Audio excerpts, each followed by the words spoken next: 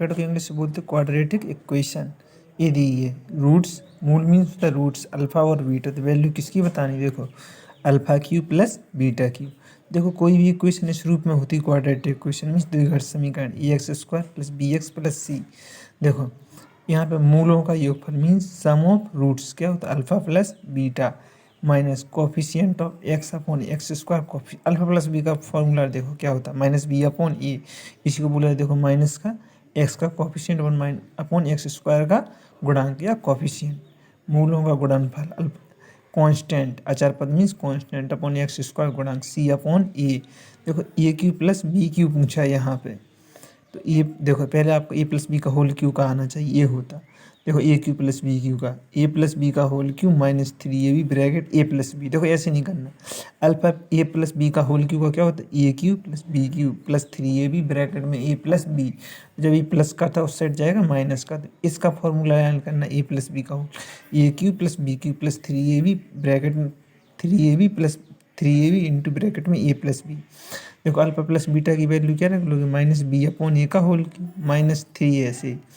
देखो यहाँ पे देखो अल्फा इंटू बीटा की जगह क्या रख दोगे सी अपॉन ए, अल्फा प्लस बीटा की जगह माइनस बी अपॉन ए।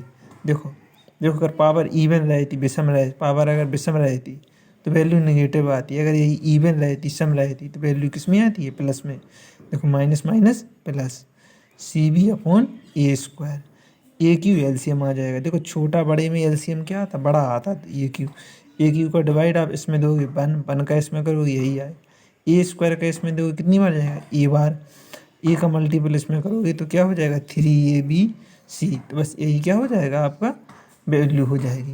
नेक्स्ट देख लो यहीं पे, देखो यदि देखो इक्वेशन ये दे दी है ठीक है अल्फा बीटा, तो वैल्यू इसकी बतानी।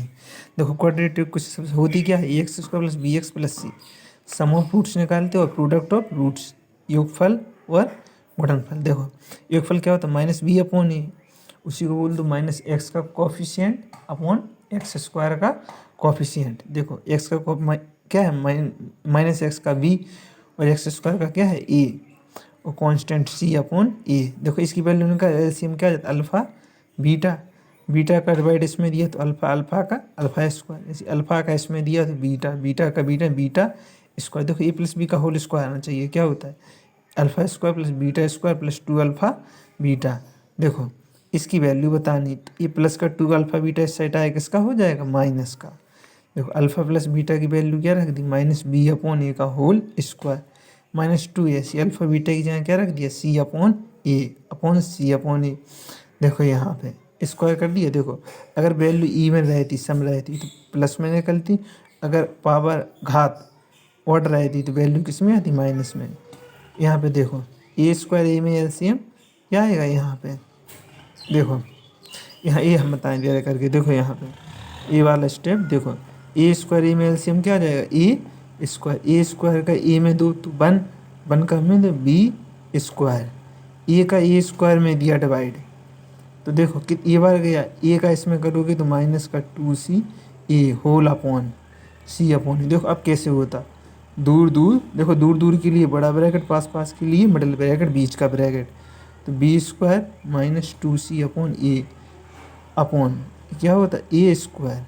देखो ए ऊपर जाता और सी नीचे आता, इससे कैंसिल, तो देखो अपना मिल गया आंसर बी स्क्वायर माइनस का 2ca अपॉन में देखो एक ये बचा होगा नीचे, तो क्या हो गया ए सी।